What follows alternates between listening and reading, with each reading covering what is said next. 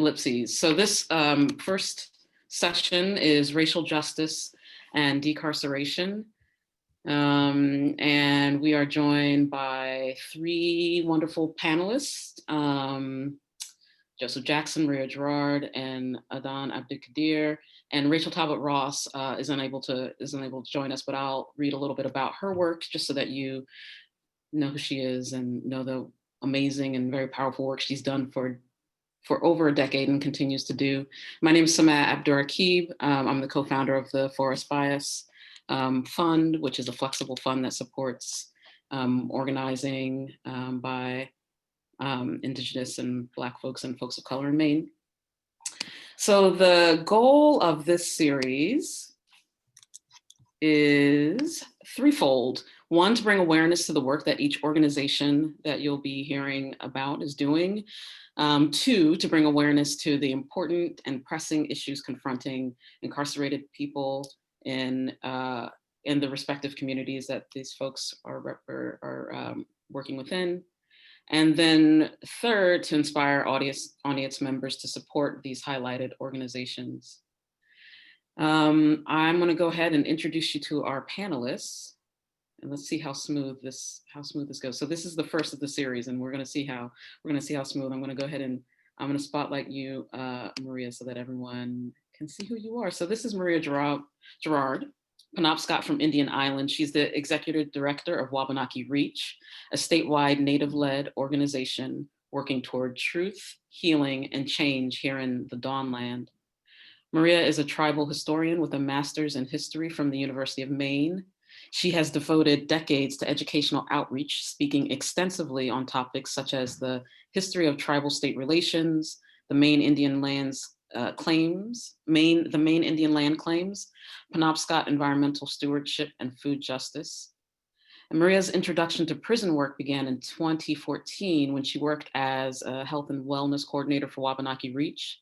And she co-facilitated peace and healing circles with Native inmates at Maine correctional facilities as part of the Maine-Wabanaki State Child Welfare Truth and Reconciliation Commission process. In her spare time, Maria, an avid gardener, can be found playing in the dirt at the People's Garden, which is a community garden located on Indian Island, where she volunteers countless hours growing food for community. That's Maria. Thank you, Maria. Thank you. Next, we have Joseph Jackson. Joseph Jackson is the coordinator of the Maine Prisoner Advocacy Coalition. He wears many hats. That is one of the hats that he wears. It's a Maine, MPAC is a group that engages in direct advocacy with the Maine Department of Corrections on behalf of prisoners and their families. Mr. Jackson is also the youth and community facilitator with Maine Inside Out. Mr. Jackson is a returning citizen, having spent 2 decades as a prisoner within the Maine Department of Corrections. As a prisoner, Mr. Jackson completed literacy volunteer training, peer education, work-ready alternatives to violence 1, 2, and 3. He is a founder of the Maine State Prison chapter of the NAACP and has served on its executive committee in several capacities from 2003 to 2012. While incarcerated, Mr. Jackson earned his associate's and bachelor's degrees with summa cum laude honors from the University of Southern Maine in Augusta. Later that year, he was selected as a member of the Who's Who among students in colleges and universities in 2012. Mr. Jackson became the first prisoner in Maine to be selected to the University of Southern Maine's graduate program at Stonecoast while still a prisoner, the MFA program there. Mr. Jackson represented the University of Southern Maine in Augusta's 50 years of 50 portraits for their 50-year anniversary in 2015. He just earned his master's degree from the University of Southern Maine, and he had just earned his master's degree, and he was one of 4 commencement speakers for his class. Joseph Jackson has published poetry in the online news journal Village Soup in 2003 and in 2004. His poetry is featured in Portland and Bangor's NAACP Martin Luther King breakfast catalogs from 2005 to 2012. His poem Brighter Days was published in the UMA Scholar in 2012, and his poetry is featured in a Bangor daily newspaper in 2014. Back in January 2016, he released his master's thesis called Black in Maine to the World, and you can find that at the USM library. Next, Adan, Adan, sorry, do you want to share any information about yourself?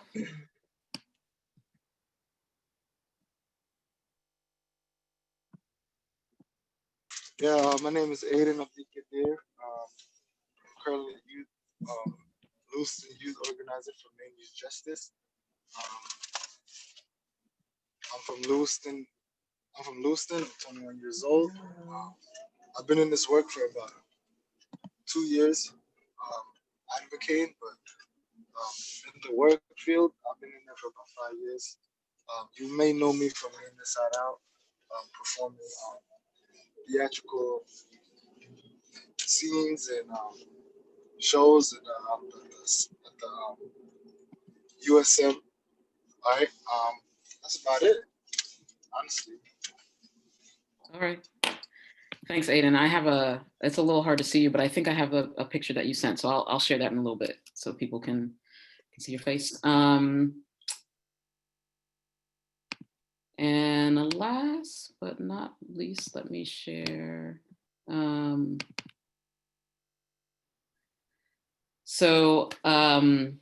Representative Rachel Talbot Ross cannot join us, but I thought it was important to share some information about who she is and the work that she's done in case there are folks who are on this call, who are on this webinar, who aren't aware of her legacy.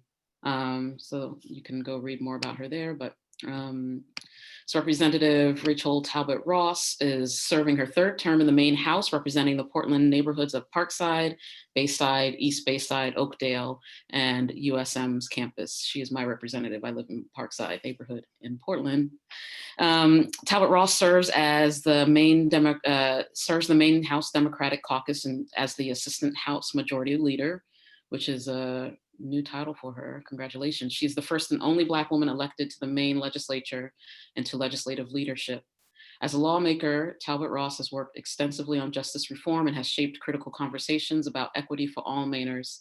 She sponsored successful legislation to create Maine's Permanent Commission on the Status of Racial, Indigenous, and Maine Tribal populations, which she currently chairs. In that role, she has led efforts to fundamentally shift the way lawmakers evaluate public policy by incorporating analysis on the impact of generational racial disparities and to address systemic racism. Talbot Ross also secured passage of a landmark bill expanding tribal legal authority over domestic violence against Native Americans. A ninth generation Mainer and longtime public servant, Talbot Ross has dedicated her career to social justice. Prior to her time in the legislature, she led the NAACP in Maine and founded several nonprofit organizations, including Maine Black Community and Development, Inc., Maine Freedom Trails, and the Martin Luther King Fellows. She's chaired the Maine State Advisory Committee to the U.S. Commission on Civil Rights for several years, as well as the African American Collection of Maine housed at the University of Southern Maine. She is the recipient of numerous awards, including the University of New England's Deborah Morton Award for Exceptional Civic Leadership. She's just recently received the 2020 Gerda Haas Award for Excellence in Holocaust and Human Rights Education and Leadership, and was just named the 2020 Woman of the Year by Emerge Maine.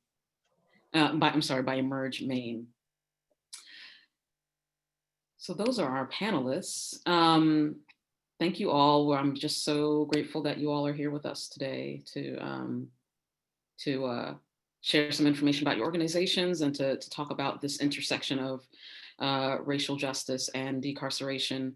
And so for the audience here, how things are going to go, the panelists are going to spend a little bit of time talking about their organizations. I'm going to share some slides and websites as they talk about their organizations. I'm going to spend about 5 minutes each sharing whatever information they want to share about their organization. And then we're going to go into a facilitated question and response period for about 45 minutes. And then there will be time for Q&A at the end.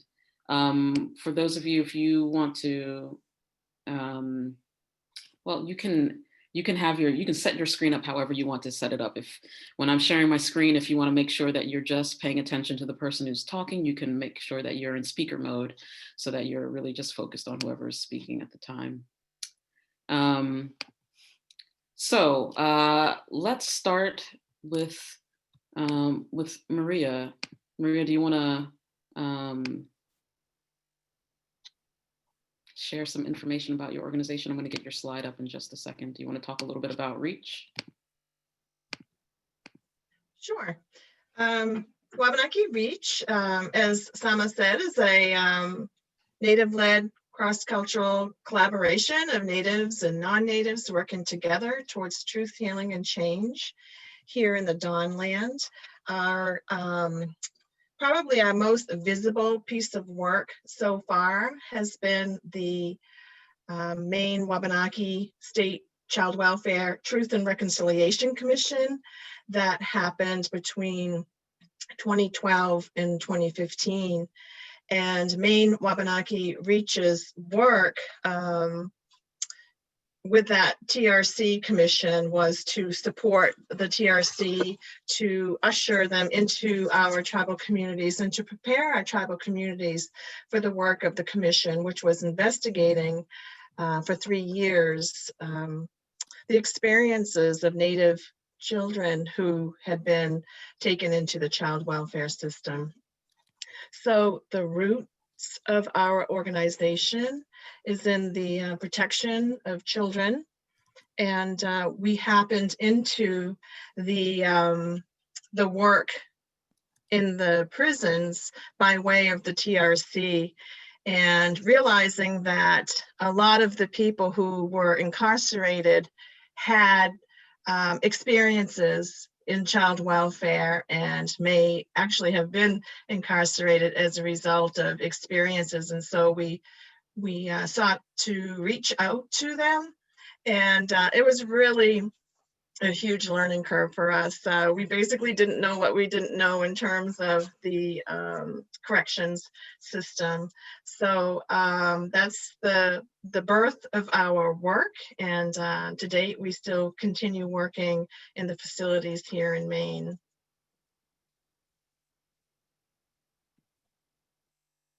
Thank you, Maria. Joseph, do you want to say any words about Maine Prisoner Advocacy? I'll go ahead and share the website. Well, thank you. And first of all, thank you for facilitating, Samaa. That was excellent facilitating. I don't think I wished for my bio to get read so extensively. Humbles me a little bit when I hear some of the things. I'm the director of a Maine Prisoner Advocacy Coalition, and we are an organization that was founded as Mainers Against Solitary Confinement, but now we are advocating for the ethical and positive and humane changes within the penal system, and really trying to move it from a place of that's based on punishment and retribution to a place that's based on restoration and healing. We do that by collecting or receiving requests for help from folks that are, on the inside, and also or either from their families. And then we begin to engage in direct dialogue with the department about whatever particular issues they raise. Due to the fact that we're a small organization, we screen those requests and base a determination on whether or not to advocate if we find that the barrier or issue is systemic. Particularly, I just wanted to note that like a third of our complaints that come in are around access to healthcare.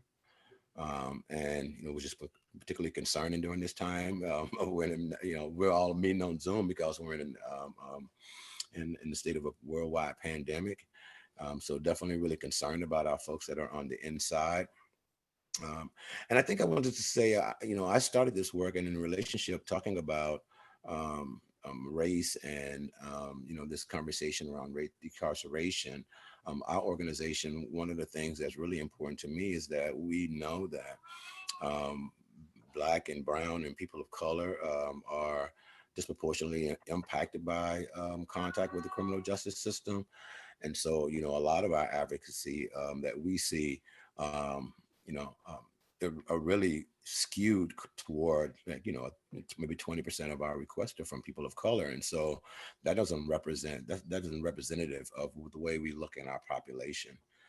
I guess I also like to say a little bit about Maine Inside Out, if I could, Samaa. Is that possible? Because part of this is also, when we're talking about criminal justice reform, you can't just be talking about adults. I think we have to talk about young people as well. And one of the things that for me got me really involved was the high number of young people that we incarcerate in our state. When I first got out, Long Creek was full, which has almost 200 beds. Definitely by Black and brown people are disproportionately impacted. And I saw the youth center as an entryway into the adult system. So for me, when I began to know a lot of different people from a lot of different groups, if they were from Maine, many of them came through our juvenile system. And so it just told me that the solution had to be to begin there at the entry point, definitely put a cork in it, a bottleneck that. And so working with young people, doing art for change in our models to help people navigate the barriers they're gonna see when they get out, and develop some new form of way of responding to harm. I think that Maine Inside Out is there, and we've been doing plays all over the state, particularly in schools. And because the young people that we are associated with really want to go back to their peers and say, listen, this is something you should look out for. And so we really got involved into that, and using art as a way of healing is just for me as a poet is essential and crucial. Thank you, Joseph. Adan, let me go ahead and navigate to your website. And really, honestly, I'm just moving around the website with intuitively. So if you want to direct me, you can do that. Otherwise, I'm just gonna go wherever, I'm gonna click on whatever I feel moved to click on. Go ahead. Yeah, the website is maineyouthjustice.org. Maine Youth Justice is a nonprofit. It's a campaign working to close down the last youth juvenile detention center. What we do honestly is we do anything possible to help the youth that's in the facility of Long Creek or coming out of Long Creek. So, for example, if there's a kid that's coming out of there, has nowhere to go, nothing to do, we can support that as Maine Youth Justice. That's what we do. We have organizers in Lewiston, Biddeford, Portland, Waterville. And we also have a youth steering committee full of youth at the number around 30. And we're all over the place, and we're scattered around. And what we do is we find any way possible to advocate for youth that are in there and that can't advocate for themselves at the moment, or can't advocate for themselves to be treated in a certain way or to even get what they want. So really right now I'm working with a team of 5, and what we do is point blank period. We work for the youth. We don't believe that juvenile systems work. We don't believe that detaining juveniles work at all. And so our goal is to basically close down Long Creek, the last juvenile system in Maine. It has a big toll on communities, has a big toll on adults, it has a big toll on families. So at the end of the day, that's our main goal, is to stop youth incarceration. And yeah, you can go through our website and see the work that we do. We're somewhat a part of Maine Inside Out as well, because we like participating in this showing actions with the theater, showing your feelings and your thoughts through theater to send your message, to make your message bigger and send your message in another way. Thanks, Adan. I just realized that I was not sharing my screen. Like, I was navigating really slowly, giving people time to read, and no one saw what I was doing. So now I'm just gonna, so this is I think that Kristen is dropping the websites into the chat box. My apologies, folks, for not showing you the Maine Youth Justice information, but I'm hoping that they drop the links so that folks can see it. Thank you, Maria. Thank you, Joseph. Thank you, Adan. And just I said this in the chat, but I'm just going to say it again. If folks have questions that they are hoping that the panelists might respond to, please, you can drop them into the chat or drop them into the Q&A box that you find at the bar in the black part of the back of the bottom of your Zoom screen. So let's get into some question and response. So so the first question, this panel series, or this entire series that Maine Initiatives has put together is titled Racial Justice and Ellipses, which implies that all of the panelists who are going to be talking or sharing their work, that they all consider that their work fits into this category of racial justice. And so I just wanted to first check in with you all to see, is that correct? Do you see your work as racial justice work? Is that how you understand your work? Maria, do you want to go ahead and kick us off? Oh, you're muted, Maria. Yes, thanks for the question and the opportunity to start off the discussion. And it's kind of funny that when I was invited to participate in the panel, I kind of questioned whether or not I was the right person to be asked to do that, because I don't really view the work that we're doing as racial justice work. I almost had to be talked into it. The work that Maine-Wabanaki Reach is doing is through a lens of decolonization. And, when we're talking about decolonization, we're really talking about remembering and restoring Wabanaki cultural ways of knowing and being. And I admittedly am challenged by labels and different ways that we describe the work that we're doing. And I think as a historian, I view race as a social construct. And so I'm challenged by the labels, and particularly racial labels like, people of color. That is a challenging label for me.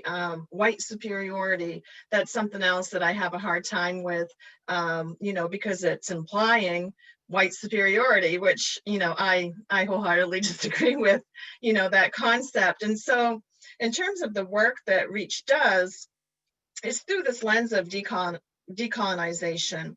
And, we still, as Wabanaki people, possess our cultural values, which have, allowed us to exist, for countless generations. And, these ways of knowing and being have been suppressed over centuries. And so when I look at the work that Reach is doing, it's more about revitalizing Wabanaki ways. And if we're looking at the concept of, justice and thinking about, our traditional ways, we had systems of governance and systems of justice in place long before colonization.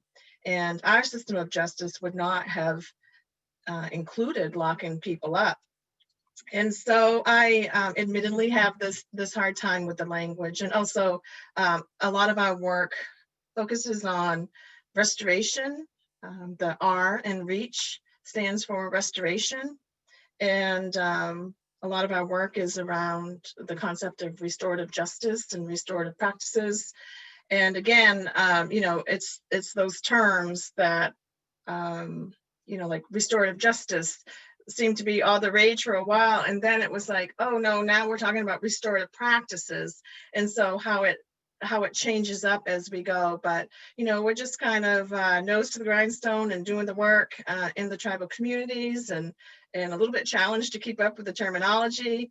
But our work very much is about empowering and highlighting Wabanaki ways of knowing and being.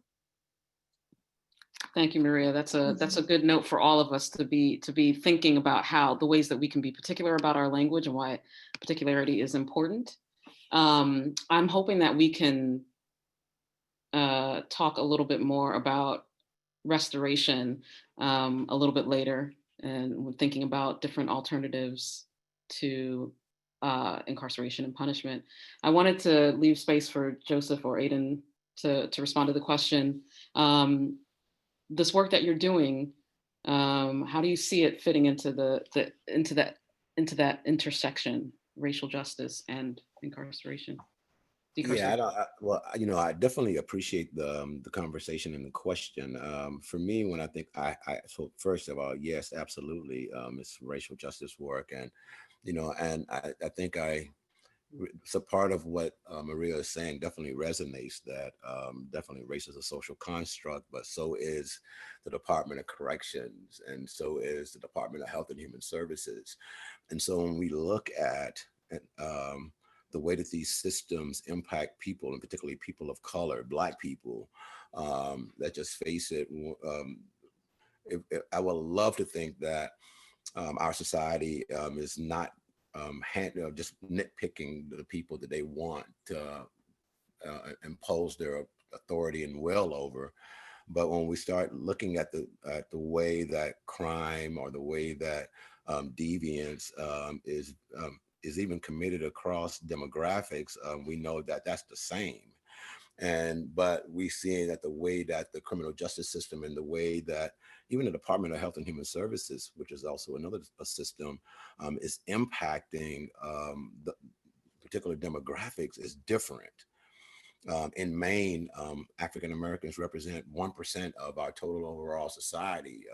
And when we look at even Native peoples, I mean, we look at the percentage of Native peoples who are incarcerated, their numbers are particularly skewed compared to, their representation in our society. And so there is some mechanism in our criminal justice system, there's some mechanism in our way of socially interacting where it's negatively impacting that group. And so for me, as a Black man being in Maine, I was raised not to view race, and I was in the Navy, and I believed in equality, but something picked me out, and I didn't know what that something was. And so the reason I do this work is I feel like that there are many young people that were just like me, that are just walking right into landmines and not even knowing that's what they're doing. And so that's one of the reasons why I do this work. I feel like young people are doing it, and I feel like the people that are going through it need help, because, the time inside is not, it doesn't end there. I mean, these are what we have done in our society, is impose lifetime sanctions on folks we decide we want to punish. And people, they do their time and they come out and they still get punished. And so we think that has to end. And so I'm part of my work is also abolition. So I would just leave it at that and let Adan get a chance to speak. I mean, yeah. I mean, this is my work. There's racial justice including my work. Definitely. I mean, just like Joseph said, that last word that you said, just kind of set it off. Abolitionist sort of role, where you got to confront certain topics in a certain way. You got to advocate certain things in a certain way. So for me, it's like, say the campaign. Say even if I use the campaign, the Maine Youth Justice, I don't put it as a one topic. I put it as like, there's certain times where racial justice comes up, and there's certain situations where numbers don't lie, to where a certain race is being incarcerated more than the other.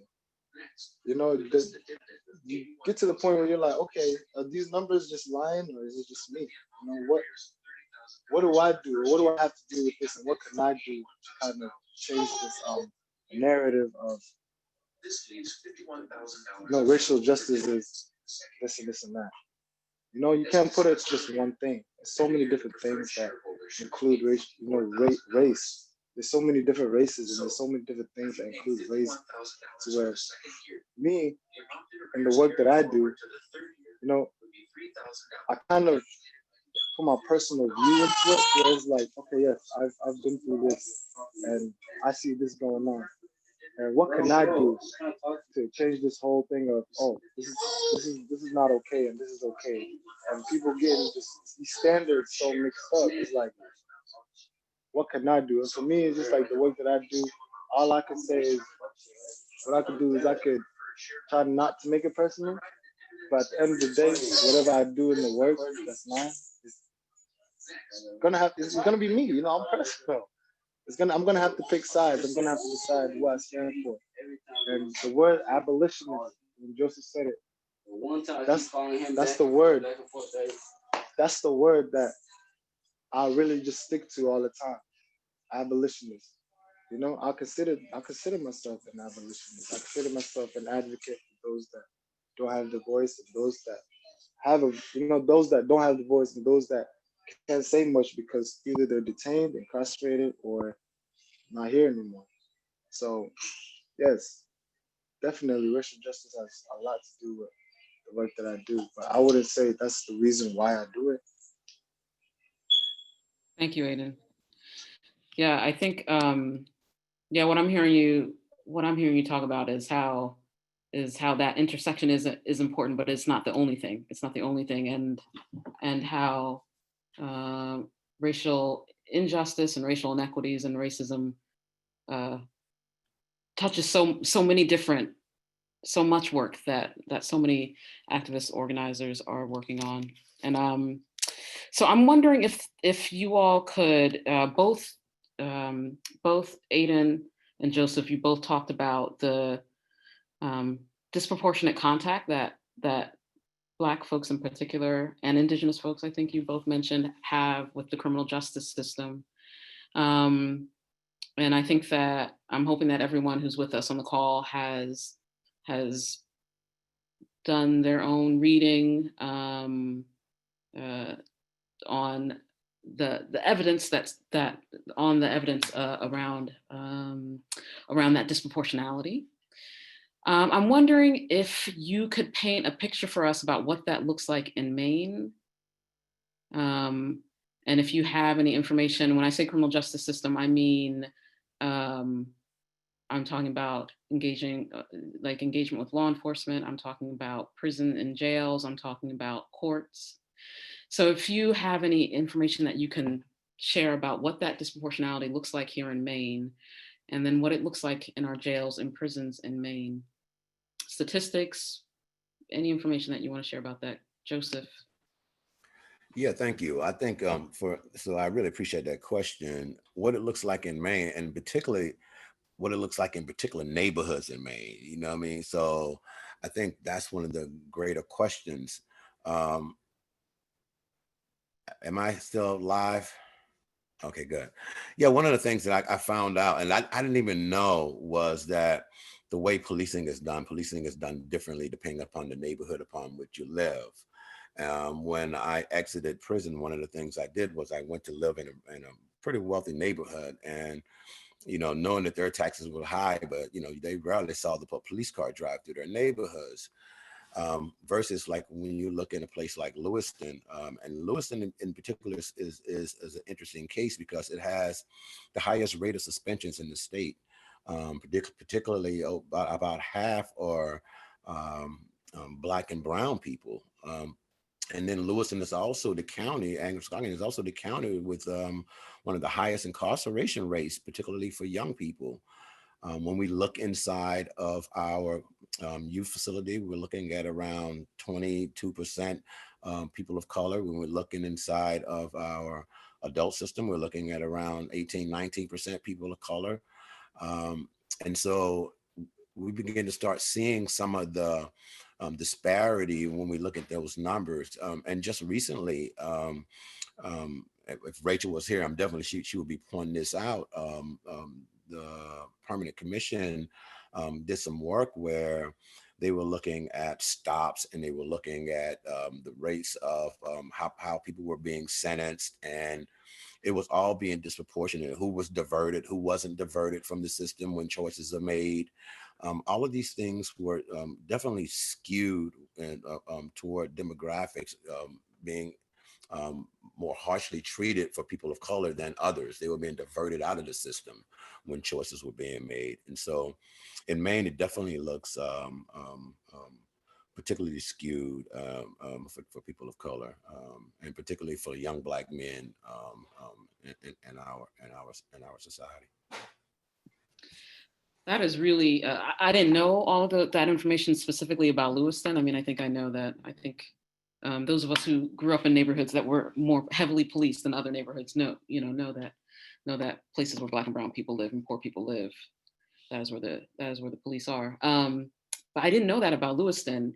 Adan, did you have anything that you wanted to add to this? I know that you said that. I know that you are an organizer I know that you do work in both in Portland and in Lewiston and in Waterville and so on, but I know that you are based in Lewiston. Did you want to speak to that disproportionality at all? Well, definitely. For Lewiston, the law enforcement and all, it's just, I feel like certain situations aren't taken seriously. Certain, like say a person from the rich neighborhood called you and say there's a situation. We're gonna do everything possible to make that situation go away. But you're in the busy area or in downtown, and everything happens over there. You know, the whole community knows what goes on over there. Oh, that's a bad area. This is where the bad things happen. Don't go over there. You know, it's just that when something like that happens within the area that is so used to happening, police don't really, use their whole knowledge to it. They just go, we know what happened. Oh, we know who did it. And say a person that's used to getting arrested, used to getting bullied by police, knowing the weak spots of your community, and knowing that the spot that Lewiston, the area downtown Lewiston, knowing that it's the weak spot of all of the area, and knowing that you could go in and get any information that you want, it's sort of like an advantage to folks and citizens in the community, to where when it comes to the court date, all the information is had. It's not a time for where you can speak for yourself. You know, in downtown, the police are know-it-alls. Okay, they don't move. They don't try you for no reason. They don't come at you for no reason. They come at you and they pick you out and they choose on you for a reason, because they say, or somewhat, they know that who you are, or they know where you're from. Oh, they look at your ID. They see that street address that you live on. Oh yeah, we know who you are. We know what kind of person you are. And then to, pull someone over for jaywalking in the middle of downtown, and knowing how crazy traffic is and how crazy people react and act, to be pulled over for jaywalking, or to be pulled over for screaming your name out loud, or to be knocking on the door because the neighbor said, "Hey, I feel like someone's beating their kid." That doesn't make any sense. To where, yeah, kids cry. Yeah, people cross the street at a wrong time sometimes to catch the other side. Things happen. It's just that for the law enforcement, they don't think of that. All they think about is, this is the crook, this is the person, this is who we want. We know what's going on. You're from downtown. They don't treat you the same. They don't treat you the same as you're in downtown. So you're outside of downtown and they feel like you're from downtown, even if you live there. Like, I live right here on the tip of St. Mary's. I live right next to St. Mary's, somewhat a white area. Okay, I'm walking down the street. I don't have no dog to walk. I'm walking with my boy. Yeah, we dress like we from downtown. But that doesn't mean you can come to me and question me from where I'm walking, or who I'm talking to, or who I'm affiliating with. It doesn't give you the right to look up on me. It doesn't give you the right to chase me or follow me or look into who I am or what I do. That doesn't give you the right. You have to have a reason. And for downtown police, they don't give you a reason. Okay? I could be doing what I'm doing. I do good my whole life. I could be doing good my whole life, and I'm with the wrong person. right there. Check. Oh, he's with this guy. Oh yeah, we already know who he is. So that there and then is like there is no opportunity, there is no safety, there is no law. Mm. You know, it's just police and a citizen. But when you're in downtown, you're not a citizen. You're just a delinquent or you're just a crook. And I can speak for everybody. I'm not even gonna lie. Thank you, Adan. Maria, I don't know if you want to speak to that in terms of rates of incarceration for Indigenous folks here in Maine. Yes, I just wanted to share some of the information that I have about the disproportionate rate of Natives incarcerated. And Joseph spoke to this already a little bit. But from a report by the Prison Policy Initiative, and this was based on 2010 US Census data that shows that Natives comprise about 0.6% of the total population, but 1.7% of the overall prison and jail population here in Maine. And so that's almost a 3-to-1 rate of incarceration. However, the Maine Indian Tribal State Commission, which is a hybrid intergovernmental organization, also known as MITSIC, they obtained data through the Maine Department of Corrections that indicated that this disparity might actually be more like 5-to-1. And a snapshot of the data in June of 2014 showed that Natives comprise approximately 3% of the persons in custody. And we don't know that that's really an accurate representation, because what we have found in our work is that a lot of times people aren't self-identifying as Native Americans when they are entered into the system. And a lot of times their reasoning for doing that is for fear of retribution or for fear of some racial backlash that they might experience. And so we know that the rates aren't necessarily tried and true. And so also to mention that this disproportionality also targets poverty, and it targets addiction. And so a lot of the people that get caught up in the corrections system are there because of drug addictions, because of social issues, or because they just lack the funds to have proper representation. And so that's, something that, for Native Americans, that's what it looks like in Maine for them. Thank you all for those responses. So I just want folks to know that I am keeping my eye. I'm keeping my eye on the questions that are coming in, and Kristen from Maine Initiatives is helping me with that. And so I'm going to try to pull some of them in if they seem relevant to what's just been discussed. And so there's a question from someone who is interested to hear if you know of any differences in rates of arrests and incarceration between local, state, and federal systems in Maine. That's just what the question is. If you don't know, that's all good. Okay. I mean, that all depends on what you commit or the crime. Because, a juvenile can't go federal unless he's dealing with a firearm or some extra things. So for me, it's like the rates of it all changes, because even the way the course is going is kind of like, there's levels to it. There's local, then there's federal, there's local, state, and then federal. So, and that all tells you the kind of crime you're in or what you've done. It depends on who you're dealing with. Yeah. So federal, you're dealing with the whole, United States, FBI, and all this extra stuff. State, you're dealing with your state. You got a problem within the state. You can't leave if you're dealing with the state. And local, I would say local is somewhat the same as a state. Local and state's connected. I mean, for example, say you're on probation and you can't leave the state. All right, you get pissed at said every single week. That could be a local issue with the law, to where you have to stay local and you can't go anywhere else. And then you have the federal issue where it's like they can do whatever they want to you. You know, they can do whatever it is that they want to. You know, you're in deep trouble. You're at the top. You know who you are. You know what you're doing.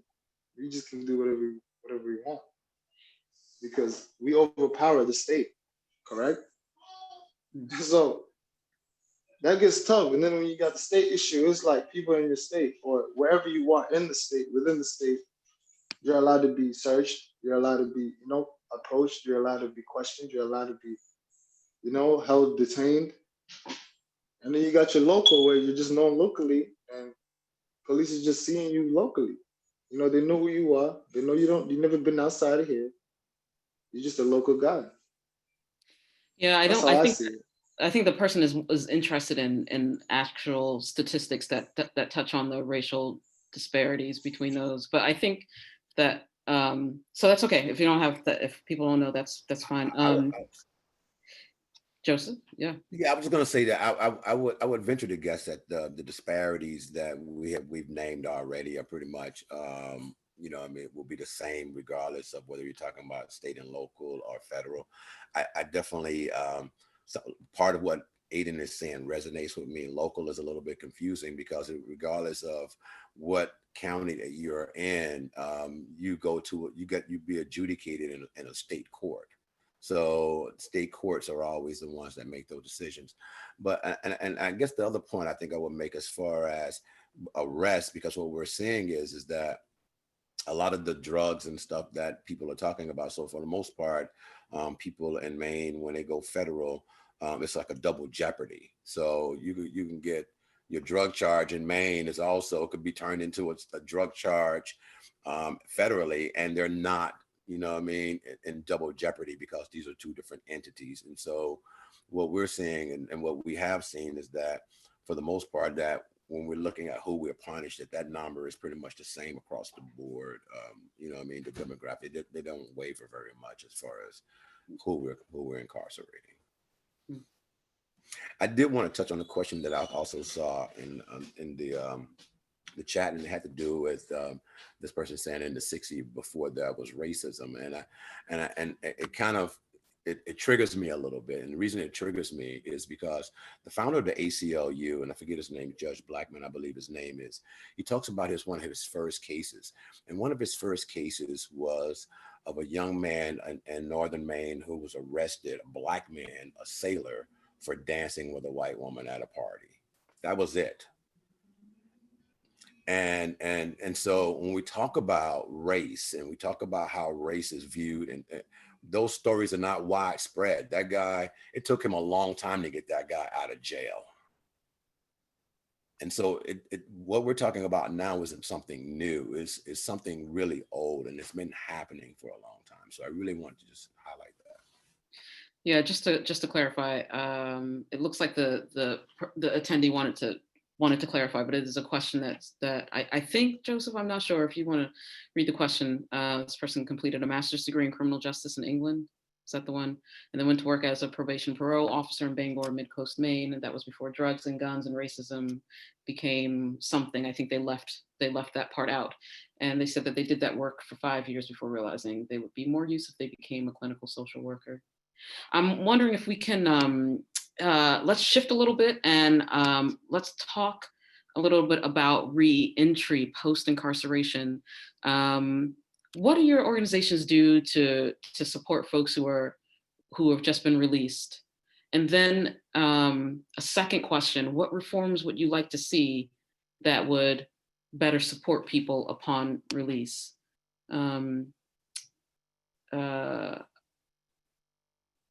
Joseph, do you want to go ahead and get us started?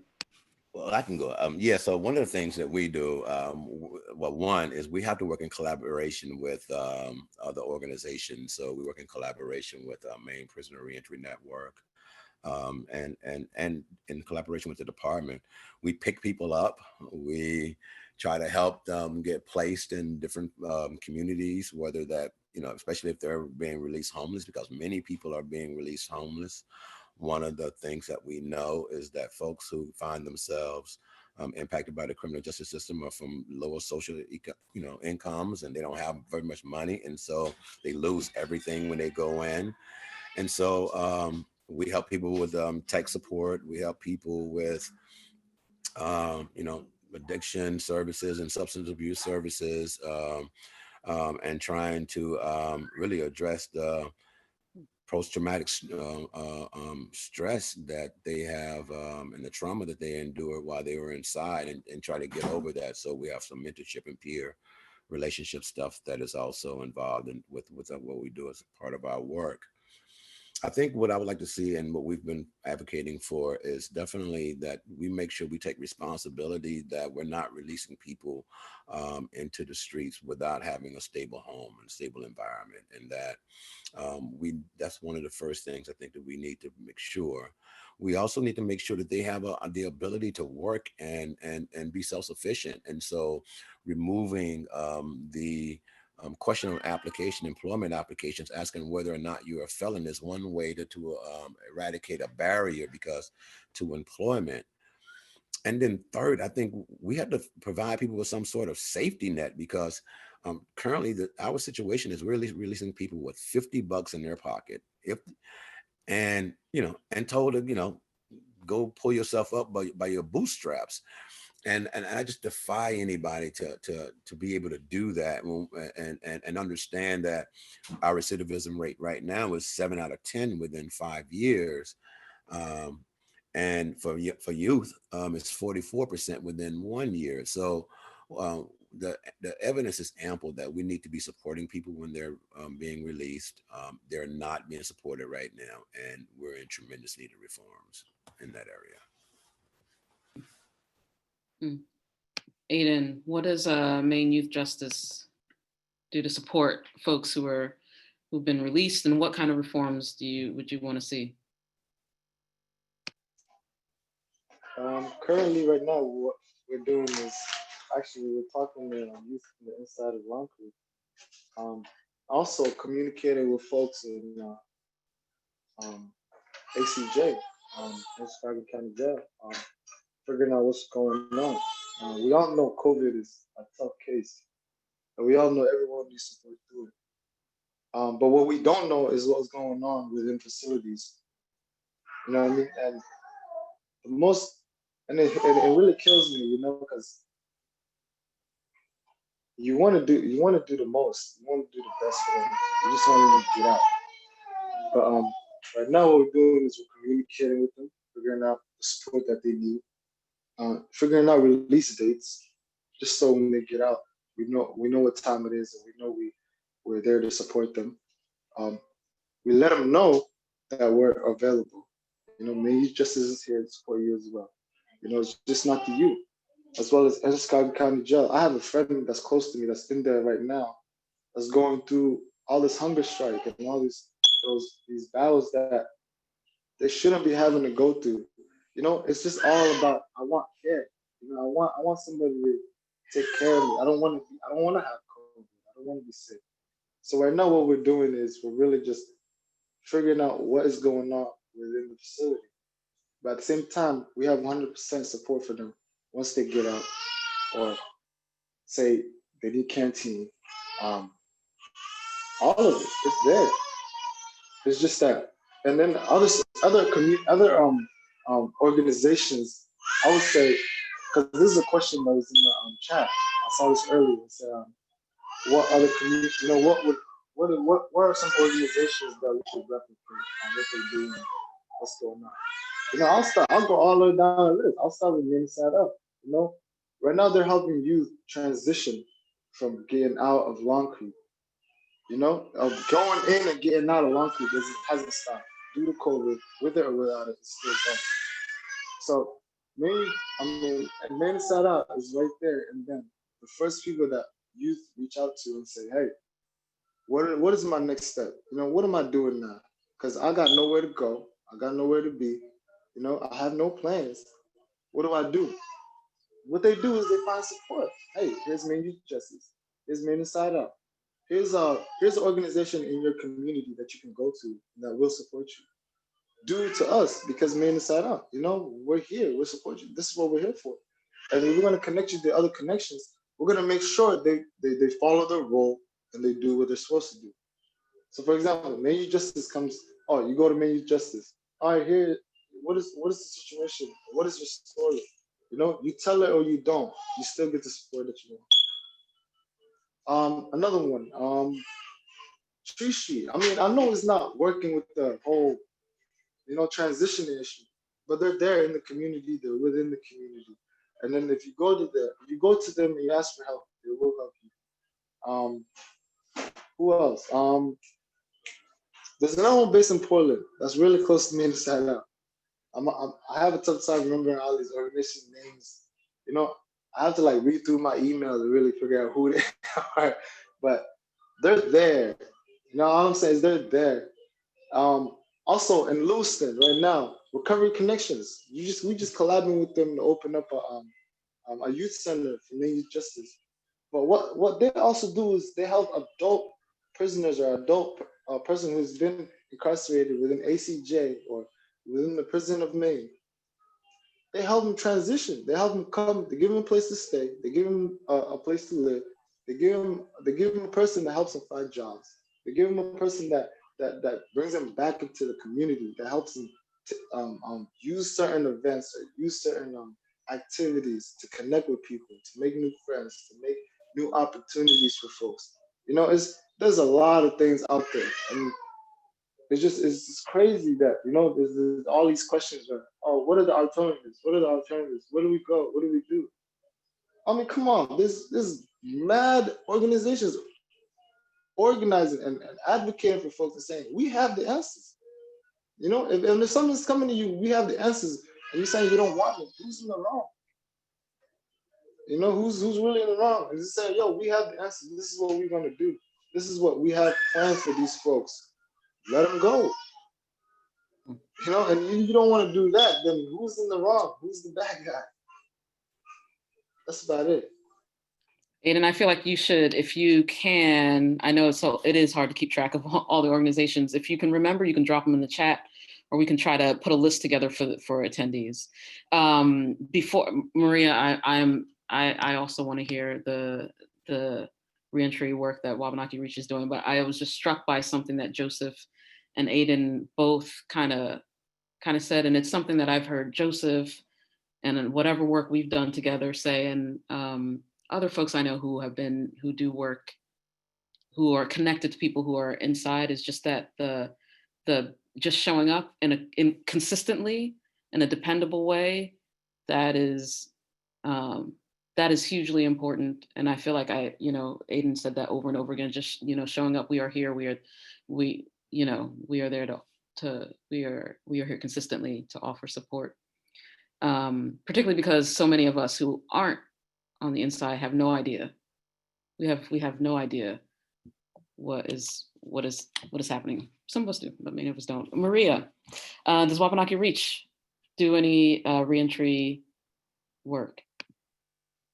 This is actually an area of where we would like to develop more in our work. Most of our work is taking place in the facility itself, or with people who are currently incarcerated. So I guess I could probably argue that the work that we do in the facilities, doing the peace and healing circles with the Native inmates, is a benefit to them when they come out. So it's an indirect and maybe a trickle down benefit.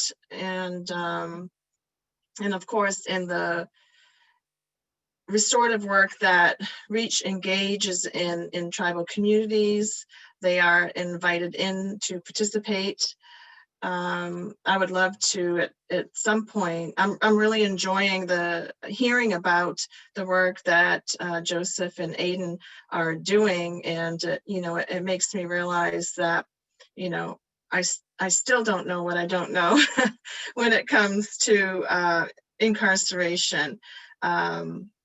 It feels a little bit shameful to say or to admit that if you're not impacted by something, that you just you don't know, you don't think about these things. And, you know, when we started working in the prison system, it was really eye-opening for us. And one of the things that we heard was that Native inmates did not see themselves represented or their cultures represented in the prison system. And we know that, you know, our culture is our medicine. And so, you know, the work that we're doing is offering peace and healing circles in the facilities themselves. We also support sweat lodge ceremonies in the prisons. And I think I recall having a conversation with you, Joseph, in the past about your role in making that a possibility for Native peoples. So I'd just like to give a big thank you to you and all the work that you have done for Native peoples and religious rights in the facilities.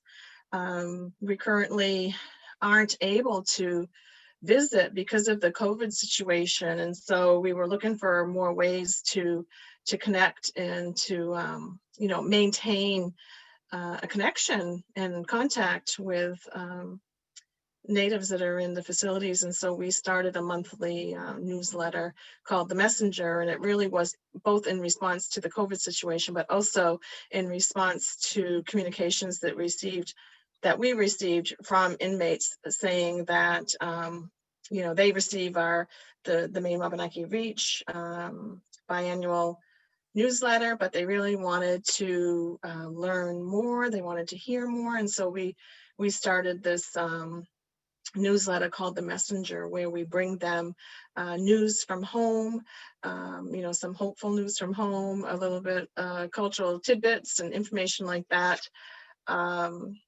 So I guess that's a long way of quantifying our work in the facility as opposed to outside the facilities. I know as part of our work, and I might have a chance to speak to this a little bit later in a different question, but is laying the foundations of restorative justice in our communities, and thinking about ways that we can welcome inmates back into the communities and facilitate difficult conversations that they might have to have with loved ones and community to make for a successful reentry. We did do a focus group in April of 2015. And there was a quote on the slide that you shared in the beginning that was from that focus group, and that quote said, "We don't want to make our people criminals anymore."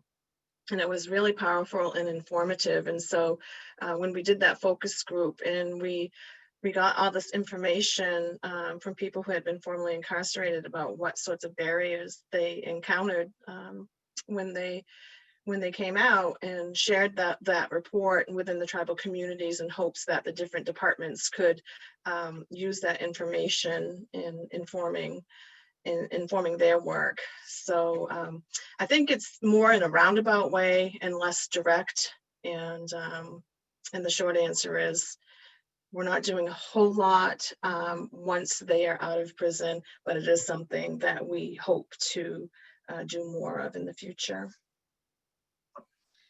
Thank you, Maria. I'm going to leave the spotlight on you for just a little bit, because I want to transition into our next question about some alternatives, and I would love it if you could respond first. So, what are some alternatives to our incarceration and systems of punishment, and how or why would those alternatives support or be in the best interest of Black, Brown, Indigenous people and communities? And there in the Q&A, there's been some a few questions about restorative justice as a process, or as a practice. And so if you want to talk a little bit about that, and about whether or not you feel like it might, someone is asking whether or not that decreases racism, or what a restorative justice process might look like for the adult population versus just youth. So Maria, I'll start with you. A lot of things to get into there. Yeah, so restorative justice is a way of being that focuses on resolving the harm and growing more harmonious relationships. And it's a way of recognizing and acknowledging the harm, and to bring the offender and the victim together in discussion about what is needed to repair the harm. And so the system that we have in place now with the justice system is that, you know, the person that's committed the harm is charged and they're tried, and, you know, there's very little room for conversation about how the harm has impacted people and what might make it better. And so it sort of leaves the victim out of the whole equation. And so that's really not a healing process to be in. And so instead of focusing on the individual that caused that harm and how best to punish him or her, restorative justice focuses on who was harmed and the community that was impacted. Because a lot of times when things are happening, you know, they're not happening in a vacuum. If somebody, you know, broke into somebody's house and, you know, scared the dickens out of them and stole from them and, you know, invaded their privacy and all these things, that has trickle down impacts in the community. Other people are feeling fearful. And so restorative justice is a way to have a conversation where all voices are heard and considered. And really, ideally, it would happen in place of the corrections system, and in place of the justice system, and outside of that. And that's, you know, in our work, we have been working to educate our tribal communities about restorative justice, and we've held a number of educational events. It's still kind of hard for people to wrap their heads around this notion that, you know, somebody can do somebody harm, but instead of wrapping it up in a legal system, that they can try to resolve it themselves. And so to avoid getting people into the criminal justice system to begin with, which then just, you know, causes this, you know, whole escalation of problems for them. And so restorative justice is really, like I said in my first comment about terminology and labels and all of that, you know, we're really talking about a traditional and cultural way of being together. That slide that you shared also had a quote on there that said, as far as I know, no indigenous culture, I forgot what it exactly said. Let me see. No, you know, all indigenous cultures have that practice of sitting in a circle together and talking and listening to each other. And so it's really a way to embrace and to find out what's going on with people. The system as it is doesn't make any room to find out what's going on in the person's life who's, you know, committed some sort of offense, whereas this restorative process is hearing from them and learning what they might have going on in their lives that led to this, and really looking for a kinder, gentler way, a more humane way of addressing problems. Thank you, Maria. Joseph, big questions, right? What are some alternatives to incarceration and systems of punishment? How would these, and why would these alternative ways support or be in the best interest of Black, Brown, Indigenous people and communities, and anything that you want to share about restorative justice? Because there have been a couple of questions about that. Well, I just want to say Maria just hit it, you know what I mean, right on the head. Our current system is based on punishment and not based on healing harms. And so the person who has harmed actually gets nothing. There's no restoration for them. And I think that when we start thinking about what we're really talking about is accountability. What should accountability look like? And how does restoration, what does restoration come to play? I think one of the things we forget is that 95% of the people that we incarcerate, we're going to release.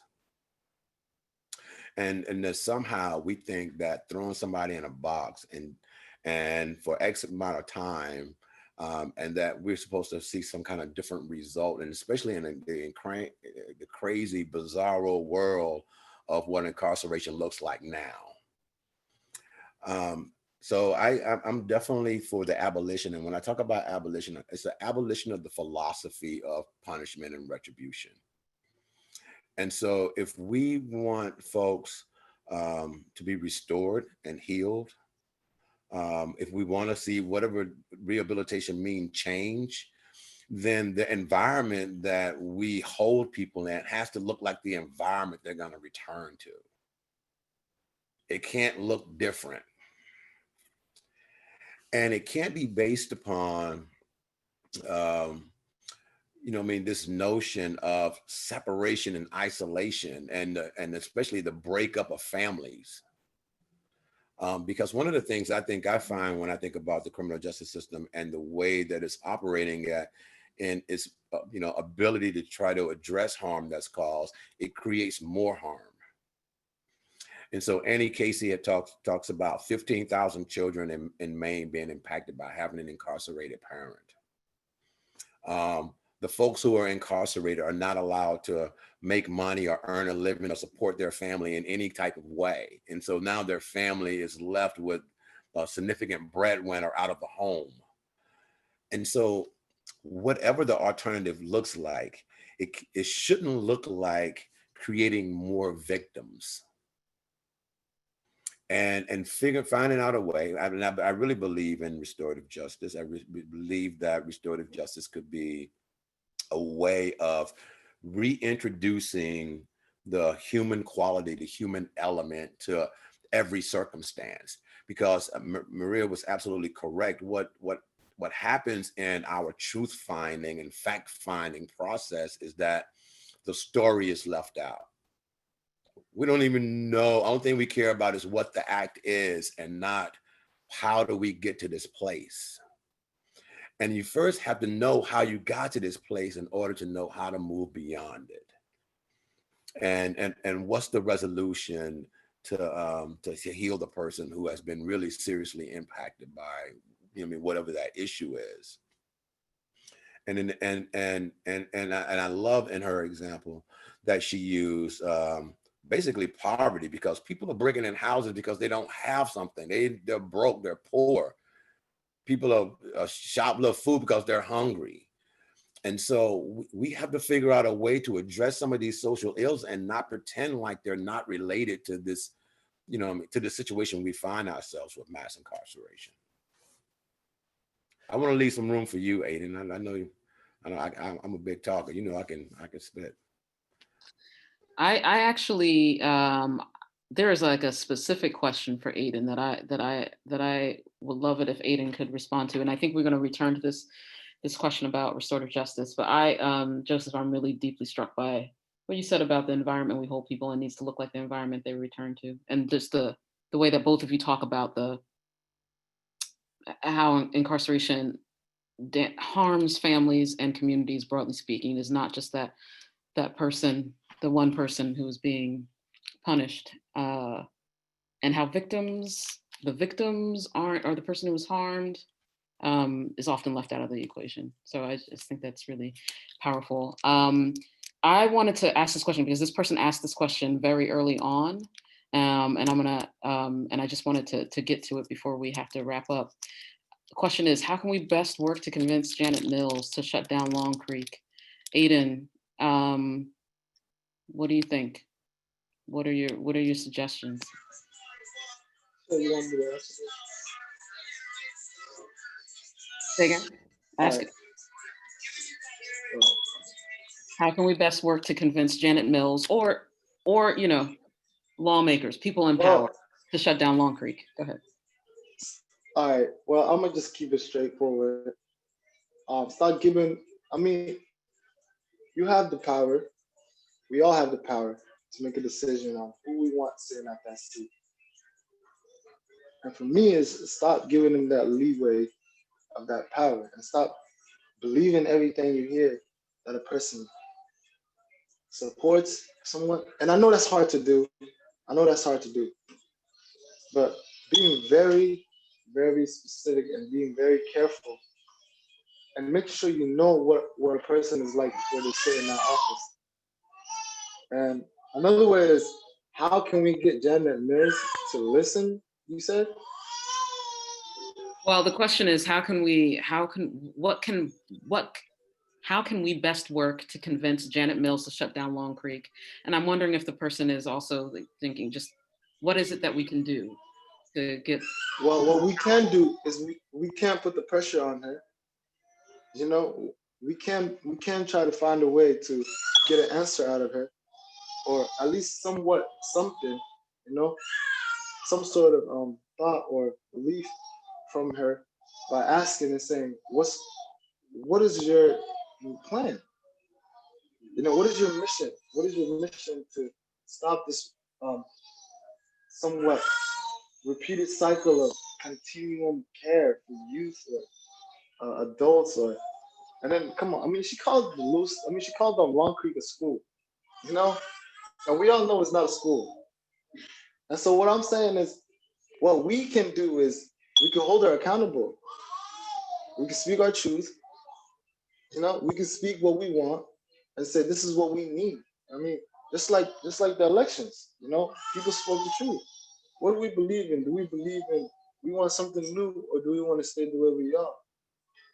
So what I'm saying is, people got to speak up. People got to put the pressure on her. Who can put the pressure on her needs to put the pressure on her.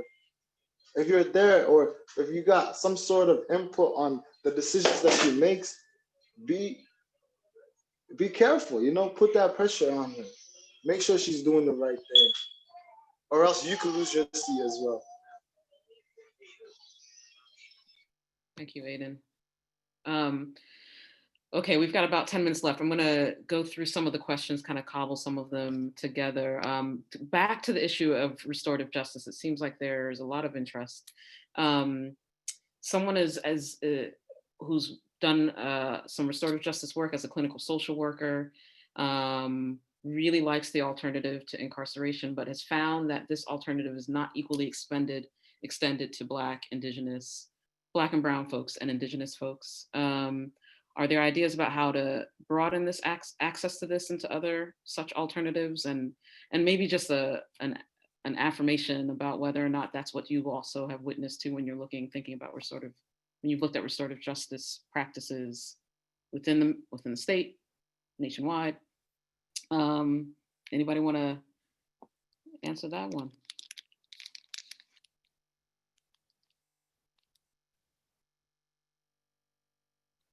Joseph, maybe. That sounds like a Maria question, ain't it? No. Could you rephrase it a little bit for me? Sure. So I think this person is basically saying that restorative justice is a wonderful practice, but they are finding that Black and Brown and Indigenous people aren't given that opportunity. So when they, you know, that's not a viable option when the arrest is made before the charge, you know, as an alternative. They're not given that option as an alternative. So one, is that what you see? Is that what you're aware of? And then two, the question is, are there ideas about how to broaden access to restorative justice and other alternatives to incarceration? So I definitely agree that restorative justice is not widely available for people who identify as BIPOC, Black and Indigenous, and people of color.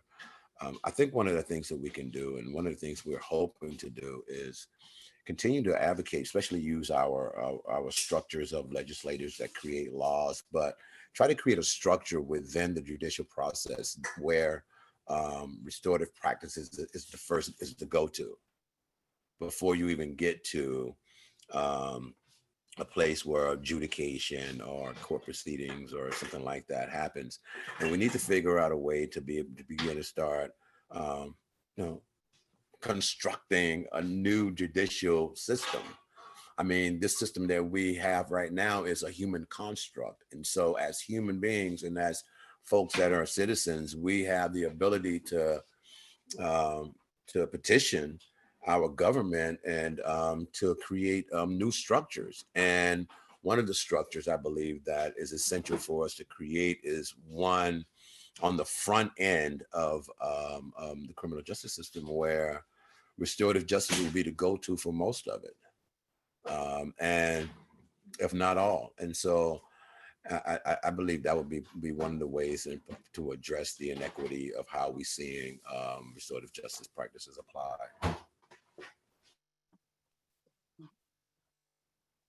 Go ahead, Maria. I would say that one thing that people can do is to begin to cultivate restorative justice practitioners. This process of restorative justice in communities really requires a strong foundation from which to build this practice from. And I think it's still sort of a, people go back and forth on who should hold that responsibility in offering restorative justice to people. And I say that the responsibility really should lie with the community. Might be easier for me to say that because, the work that we do in the tribal communities, it's such a small community and it's pretty, isolated, and we can do this work. But then there's also this sense that restorative justice has to rest in the judicial system.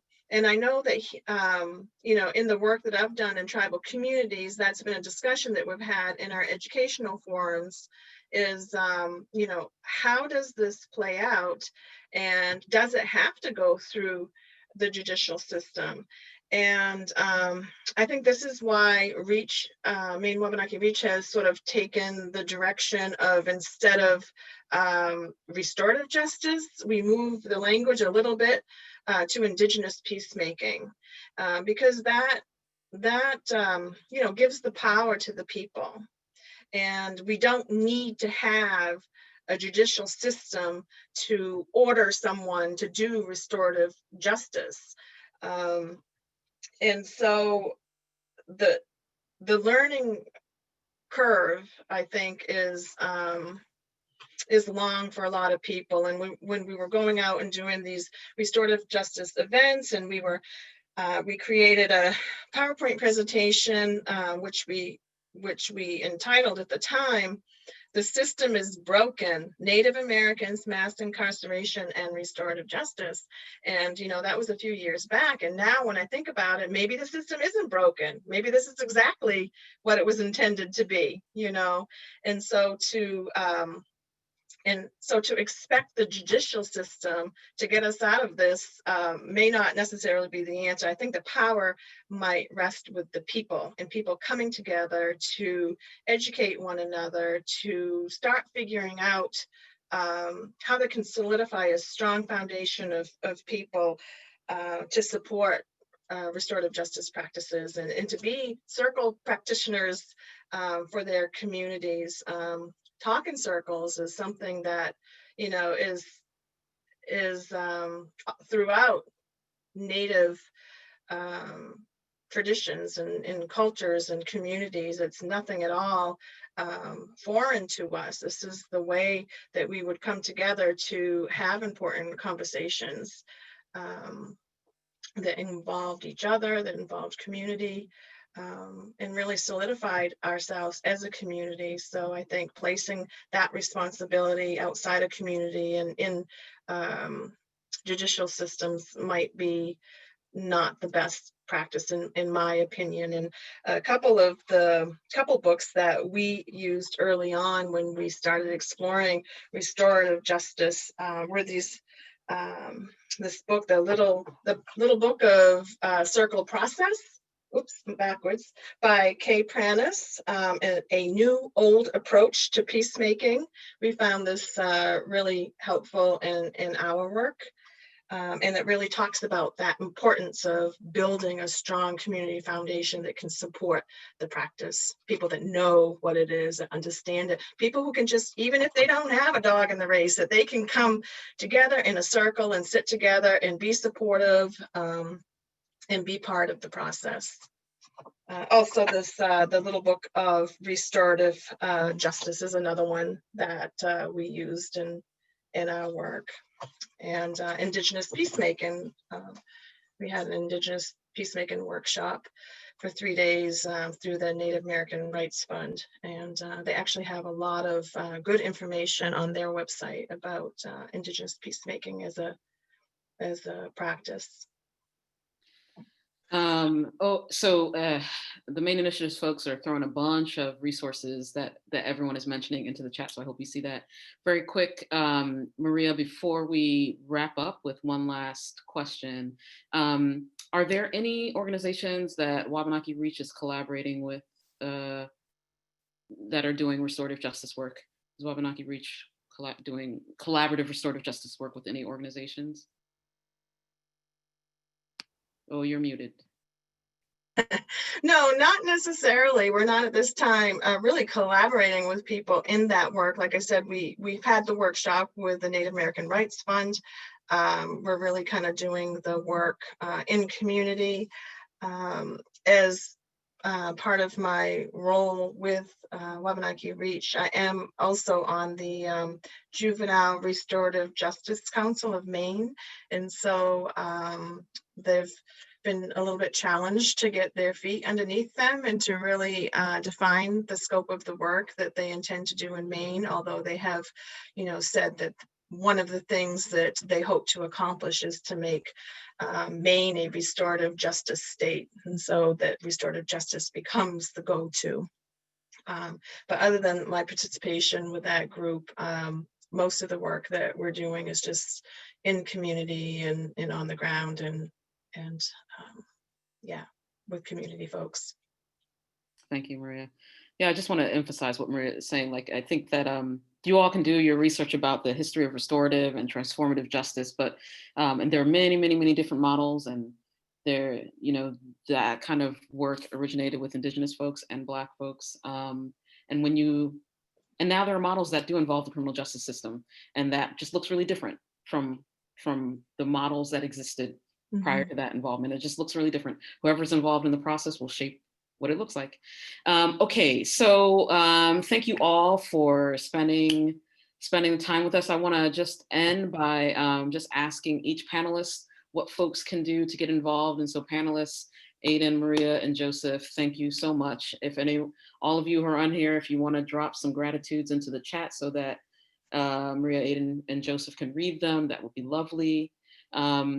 So panelists, can you take 1 minute or so to let us know what can folks do to get involved, to support your work, your organization? Let's start with Adan.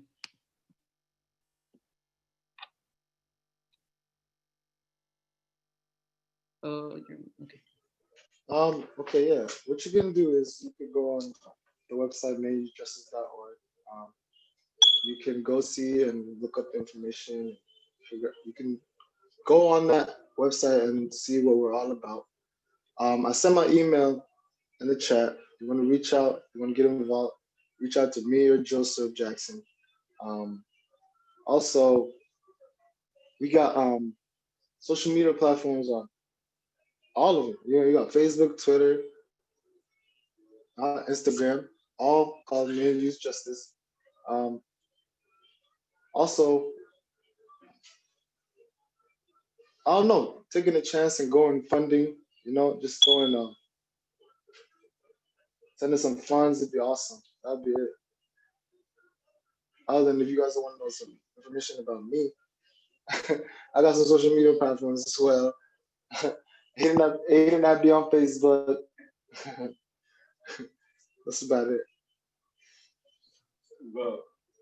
Thanks, Adan. Joseph, what can folks do? Well, I'm gonna ride a little bit up. Hey, wait, one more thing. Oh. Sorry. Okay. Call the numbers in the chat. Call Governor Janet Mills' office and ask her to close down Long Creek. If you will, if you got the time, please do. All it takes is about one shot. Okay, thank you. I'll paste the number again. Okay, Joseph. Yeah, I was going to ride a little bit off of what Adan was said. Today is Giving Tuesday. So support these organizations out here that's out here doing the work. We've named some in the chat. Others that are to be named are out here. Penobscot County Jail Expansion Group up there in Bangor. There are several reentry and recovery homes that need the support. And but I would just say get involved. Impact has bi-monthly strategy meetings. Well, now we're monthly strategy meetings.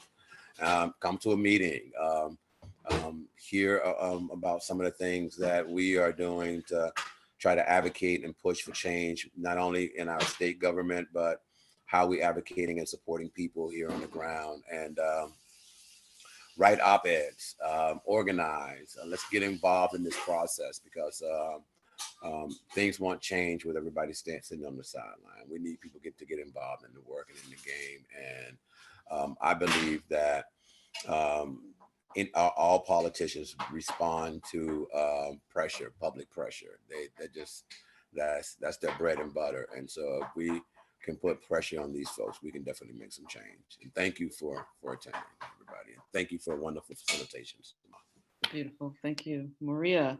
Call. I would just echo what Adan and Joseph said, that one of the ways that you can support the organizations is to make a financial donation, especially during this pandemic. You could share this information with loved ones, so to help educate people, let them know about this. Maybe they can view the recording. Like I said, to start building your foundations in your circle, in your community, towards restorative justice. It's so important to have good, solid foundations.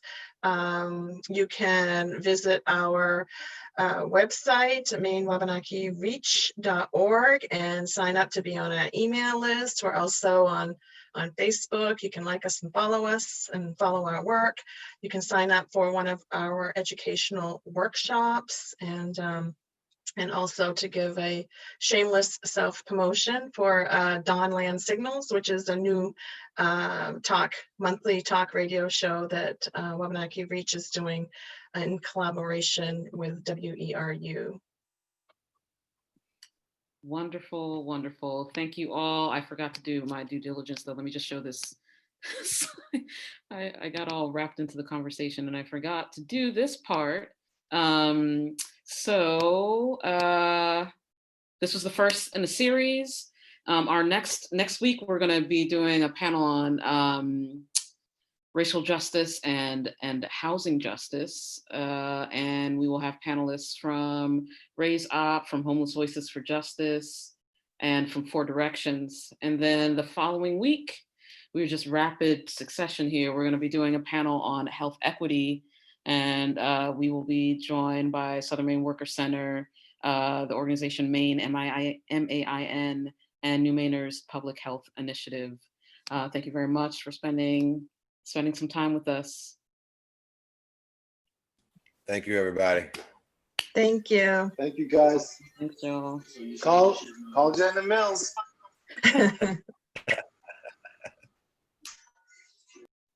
Okay.